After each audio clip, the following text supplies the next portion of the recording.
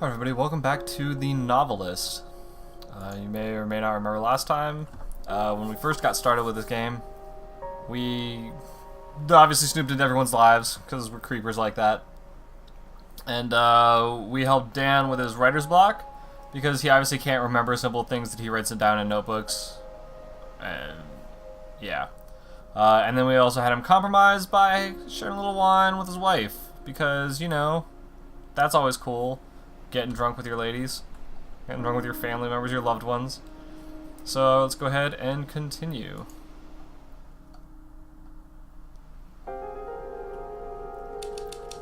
Alright, chapter 2. This is the full house. A friend of Dan's was coming to... Oh.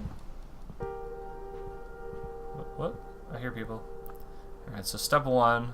As you guys may remember from the last chapter, is to find stuff that we can read. Okay. Guy, probably not expecting to hear from me, were you? You know I'm all about surprises. Hold on, what is this? T. I don't know who T is. Look, we're going to head up the coast next weekend. We're doing the drive from LA to Seattle. I have an interview up there on Tuesday, and Kelly has a friend who's going to introduce her to some casting people from Vancouver. Can we crash at your place on the way up? We should be pulling through next Friday. I was thinking we could use it as an excuse to jam on our books. I want to see your new stuff, and I have a draft I want you to take a look at. I'm way beyond knowing what's good or not with my work, so I could really use your advice. And you know I'll give it to you straight about your new book. Is there a title yet? Could be an impromptu writer's workshop, I guess. Anyway, I think it'd be fun. Let me know. T. Sure, T. It could be fun. Yeah, your progress is saved automatically. You can quit the game at any time, and your progress will automatically be restored the next time you play. Cool. It's good to know. Oh, I see more literature. Oh man, 2 bits in the same room. All right, that's cool. Also, as an interesting side note.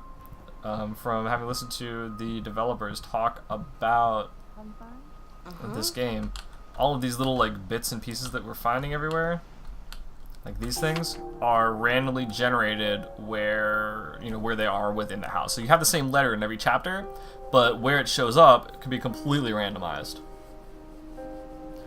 Honey, I'm sorry it's been so long since my last letter, but we've been all over the place. Have you gotten settled into that big house yet? I hope getting away from everything has been a help for you and Dan. I'm writing because, speaking of getting away, your father and I are going to take a road trip. I found some good AARP deals, and with your father only working part-time, it wasn't very hard to arrange time off. It's been too long since our last trip. I've always enjoyed changes of scenery, and as you're hopefully learning, it can be just the thing a marriage needs. Lord knows it's helped us. The trip won't take us close enough to the shore to come visit, I'm sorry to say, if you write back, we'll be gone before your letter arrives. We'll call if one of our motels has long distance, but if we don't get a chance to call, send my love to Dan and Thomas. You know your father and I want the best for you all. Love, Mom. Alright, got that. Let's look at Dan's picture. And he wants to go camp. That doesn't look like his dad. That's someone else because his dad always has a mustache. So he wants to go camping with somebody, or build a blanket fort, pillow fort. No, it's totally a pillow fort. He wants to build a pillow fort. Man, I want to build a pillow fort. Damn. Having fun? You bet. Yeah, dude, this kid's really easy to keep happy. Alright, we're not gonna look through memories yet because we are still investigating what's going on in this house. We're just looking randomly generating the restrooms. Okay. Oh man. Upstairs! It's a treasure trove. Nobody's here. Mwahaha. Oh, we got another picture. Oh, he wants to watch TV at night with his friend. Cool. So, dance picture. Whoa. Whew, that was close. That was close. I'm so happy I heard that kid coming. Alright, we got anything in here? What is that? Oh yeah, we got a book. Good news. Mom called today with a change of plans. They made better time on the first leg of the trip than they expected, and they're coming to visit. Bad news, they want to come this weekend. Did Dan tell Tynan they could stay here for sure, or is that still up in the air? I'll ask after dinner. She sounded cheerful enough on the phone, though I can't help wondering if they took this trip because they hit another rough patch. I hope not. I hope they just want to see Tommy and have a classic Mears family feast. Though, maybe seeing how they've ended up will be good perspective for Dan and me. Speaking of which, Dad better not get nosy. I've told him 1,000,000 times that my marriage is not his business. Maybe I'll try the thing Christine told me. When someone asks you something private, just say, "Why do you ask?" Put it back on them and see if they've actually got a reason to get into your business. Yeah, I've got to remember to try that. We'll see how he answers that one. I mean, what if the answer is just like, I'm worried about you, and I love you, and I care? Is that a dick move on his part then? Like, yeah, you know, I'm worried about, but I guess, as in this situation, if her folks are, like, you know, habitually in a pretty crummy relationship, maybe that's what she's worried about. Like, yeah, no, I'm not, like, maybe that, you know, he's not worried about her so much as he's, like, trying to make it seem like he's not as big of a scumbag as he is, perhaps. Oh man, I got 2 books. Oh, okay, that's not a book. I took Tynan up on the book jam. It's a book, but he hasn't seen a word of my new book, and fresh eyes are priceless. He bailed me out on Tramer's Way. I hope he understands how much of that book worked because of him. I still remember when we were walking to the pond, and he had the idea about using newspaper clips and police reports. Of course, no matter how many times I tell interviewers it was his idea, they just keep giving me the credit. Maybe they just want the tidy auteur version. Oh well, can't change that. Let's just hope he has an idea for this one too. Friday can't get here soon enough. yeah, man, you totally gotta plagiarize your friend / brother / whatever that person is. No, oh wait. Light fixture. Woo! Is he spooked? No. Okay. Wait. As for his memories and more clues. Okay. Cool. Hey, Mommy. Hey, honey. Alright, so I'm still missing some stuff for everybody, it looks like. Maybe I need, like, do I need to go, like, dive into their brains first before I can see more, maybe?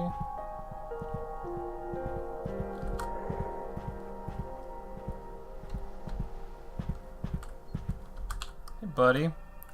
Hey, buddy. How you doing here in your brain?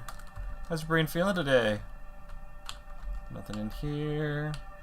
Nothing. Oh, hey. You can sleep with us. What about Tommy? You can sleep with us. Oh, yeah. Okay, so obviously they're trying to figure out, like, what they're gonna do about visitors. Because we've only got this one extra bedroom, obviously. Yee. Let's see, is there anything? That's where they are there. Where else is he? Oh, that was a crappy place to jump to. Let's get ourselves downstairs. Oh, hey, there's somebody. Broke through the fog last night. I found my notebook and it was all right there. Scott takes Alice to the lake to feed the swans and he's too self-absorbed to switch up his go-to move, and Sarah's there waiting to confront him. He ends up losing them both. It's simple, but it's a clean way to hit the past as anchor theme. I have no clue how I forgot that part, but it doesn't matter now. It's like a dam broke. I got the chapters to Paul on schedule, with enough time to do first-pass revisions. God, I'm glad that's over. Alright, so his stuff is cleaned up at least a little bit. These fishing poles, oh man. Okay. So I've got to find everybody else's stuff still. Gosh darn it, Dan. Why can't I get to a light fixture? Yeah, there we go.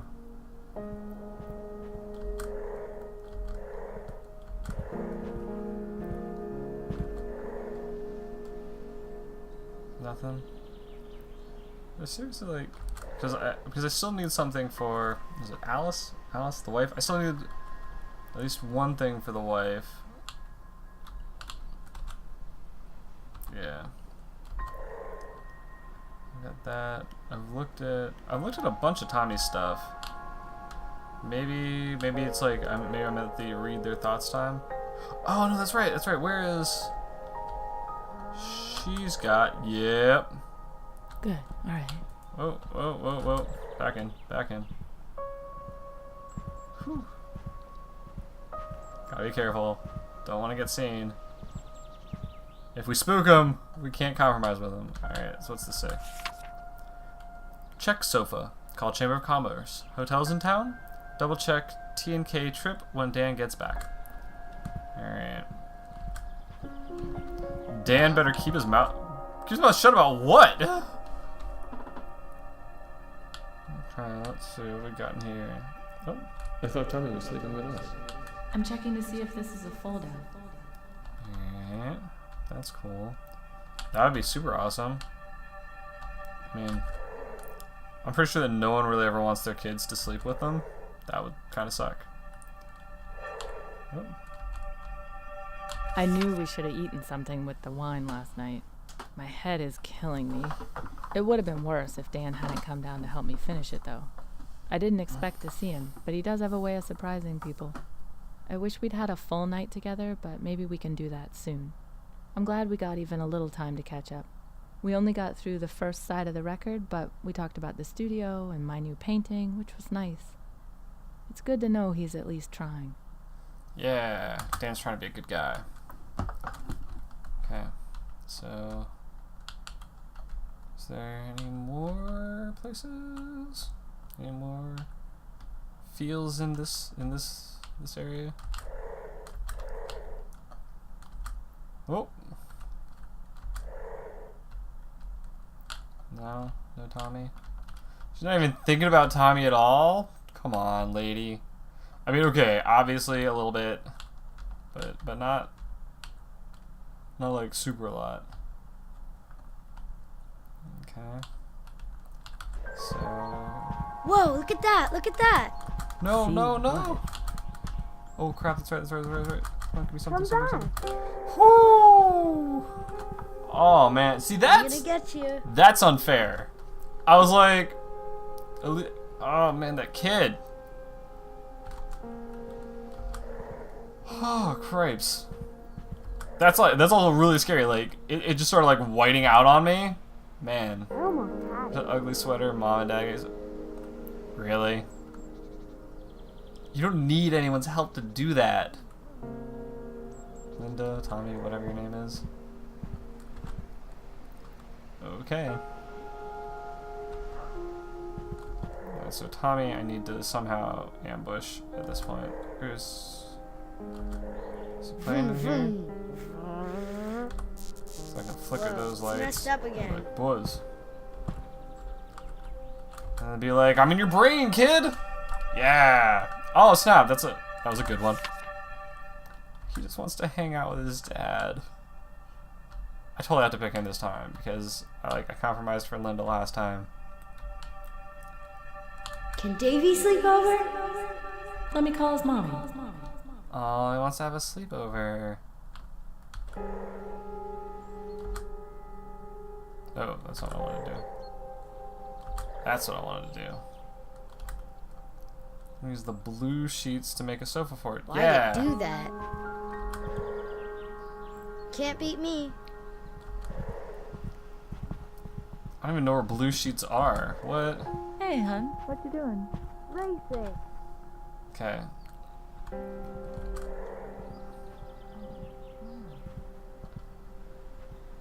Oh, okay, those are the blue sheets. Gotcha. Okay, selecting these sheets will choose Tommy's resolution for this chapter. Dan and Linda will be disappointed. However, if you've discovered Dan or Linda's desired outcome and haven't spooked them, you'll be able to find a compromise with one of them in the next chapter. I'm just gonna look at what they wanted again. He wants to go fishing. Oh man. Hey Dan, you're gonna have to eat it. You're gonna have to eat it this time because last time was your like moment to shine. So we're gonna go Tommy, May, and Linda sub. Yeah. Eat to choose Tommy's outcome. Okay. Everybody should be asleep now. And Linda wants to wear a stupid sweater. So we find a stupid sweater, and then we'll whisper to Linda. Yeah.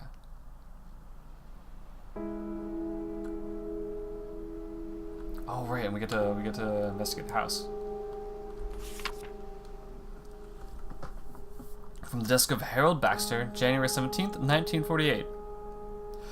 I'm now certain there's something strange with the light here. It must be those windows. I was reviewing old deeds in the living area and saw some sort of flash of light out of the corner of my eye. I would assume the elevation would put the ocean too far away for the sun to reflect off a wave, but perhaps not. I looked, but there was nothing there except a strange shimmer, like heat above the asphalt of a hot road. It dissipated almost immediately. Perhaps some concentration of the light caused it. But on to work. I began cataloging possible options for the property. I owe Mr. Lowry a report by the 24th. Okay. Let's see if we got anything else up in this piece. Nothing here, nothing here, nothing here. Anything in Linda's office or studio or whatever you want to call this thing? No? Okay. Make a maze. Make a maze. Okay, that's great, Tommy. Alright, where's an awful sweater? Help him out, make sure we have enough. Is this the awful sweater? Selecting the sweater, we'll choose Linda's compromise for this chapter. You can only select one compromise per chapter. I really feel like all of the options for this one are completely independent of each other. It's like, hey, can we make a pillow fort? Sure. Go make your freaking pillow fort, kid. I got this sweater to wash. Dad's gonna go find some place to go fishing. But this is what we doing. Okay. So now, so we'll still have to whisper to Dan, but we gotta make sure that we're not missing any background stories. Like this. Yeah. From the desk of Harold Baxter, January 19th, 1948. I failed to log my activities yesterday as nothing of note occurred.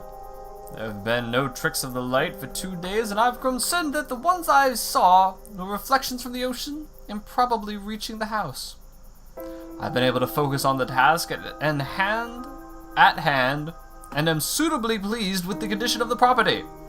I've also reached a decision on how to proceed. It came to me this morning as I stood in the conservatory, admiring the beauty of the forest. I hadn't begun my work yet, and was thinking of nothing in particular when an idea came into my head fully formed. I was surprised that it appeared with such clarity, but it's not unheard of for the mind to ponder a question in the subconscious. As for the idea, it is quite simple. I will buy the house myself. Oh man. I wonder if that was like Ghost Me, that put that idea in his head. Yeah. Okay. Oh god. No, that's a completely pure childish thought. It's not creepy. I'm not a bad person. I hope. Watch it twice. Man, lady, see, that's why you have to compromise, because you're greedy. Oh man. She never sleeps. Dan knew how important it was for Tommy to play with with friends his age, so he grabbed the sheets and gave Tommy a few tips on the finer points of structural engineering and the sofa fort construction. When Davy came over, the two boys stayed up watching TV and eating ice cream way past their bedtimes, laughing and playing until they ran out of steam and passed out in the fort. Whew! Linda was glad they were able to make room for everyone, but with so much going on in the house, she didn't get as much time as she would have liked to visit her parents. They were glad to be able to come at all, though Linda didn't get a chance to put her mother aside and see how her parents were doing.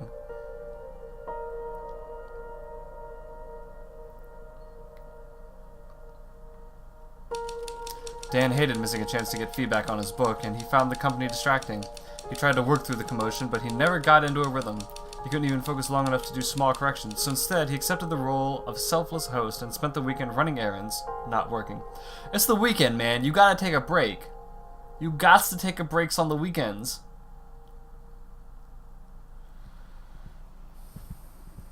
Oh man. Alright. We've reached another riveting conclusion to the Novelist. I'm not sure if I feel as strongly about the decisions that we made in that chapter. Like, you know, I'm happy that Tommy's happy, and I have a feeling that that's going to cause him to get neglected for like the next chapter or two, maybe, which sucks. But Kid got to build, like, you know, a sofa fort, and his dad helped him, and he had his friend over, and that was cool. But oh man, like, you know, I don't want people getting divorced on me. Tommy ain't gonna be happy if his parents get divorced. Oh god, this game has too the choices are too real. The choices are just too real. All right. Okay. Next time we shall resume with the Novelist, and hopefully we can bring this family into Happy Land. Have yourselves a good night.